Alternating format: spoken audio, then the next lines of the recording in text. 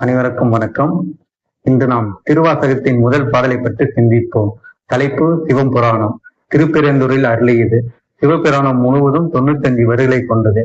சிவபுராணம் சிவபெருமனை பழமை முறைகளை பற்றி பேசும் பகுதி. நமச்சிவாய வாழ்க, நாதன்தாள் வாழ்க, இமை பொழுதும் என் நெஞ்சில் நீங்கா தாழ்ந்தாள் வாழ்க, கோப்படி ஆண்ட குருமணி தன் தாழ் வாழ்க, ஆகமம் ஆகி நின்ற அன்னிப்பன் தாழ் வாழ்க, ஏகன் அநேகன் இறைவனடி வாழ்க. பாடலின் பொருளை பற்றி பார்ப்போம். நமச்சிவாய வாழ்க, நாதன்தாள் வாழ்க. நமச்சிவாய என்பது இறைவனின் திரு 5 எழுத்து மந்திரம். நாதன் என்றால் தலைவன். நமச்சிவாய என்னும் இறைவனது திருப்பெயர் வாழ்வதாக. தலைவனாக விளங்கும் இறைவனின் திருவடியாகி திருவருள் வாழ்வதாக. இமை பொழுதும் என் நெஞ்சில் நீங்காதான் தாழ் வாழ்க. கண் இமைக்கும் நேரம் கூட என் மனத்தை விட்டு நீங்காதவன் திருவடி வாழ்வதாக. கோக்களி ஆண்ட குருமணியன் தன் தாழ் வாழ்க.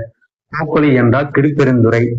திருப்பெருந்துறையில் மாணிக்கவாசரை ஆட்கொண்டிருப்பார். அதனால் கோக்களி என்ற குருமணி தன் தாழ் வாழ்க.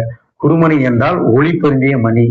திருப்பெருந்துறை என ஆட்கொண்ட ஒளி பொருந்திய மணி போன்றவனின் திருவடி வாழ்வதாக. ஆகமம் ஆகின்ற அன்னிப்பன் தாழ் வாழ்க.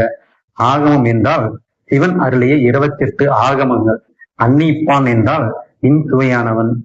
ஆகமமாக ஆகி நின்று இன்சுவையாக விளங்குவனின் திருவடி வாழ்வதாக. ஏகன் அநேகன் இறைவனடி வாழ்க. ஏகன் என்றால் ஒருவன். அநேகன் என்றால் எல்லா உயிர்கள் உள்ளும் கலந்து பலவாக நிற்பவன். ஒருவனாகவும் எல்லா உயிர்கள் உள்ளும் கலந்து பலவாக நிற்பவனின் திருவடி வாழ்வதாக. நன்றி, வணக்கம்.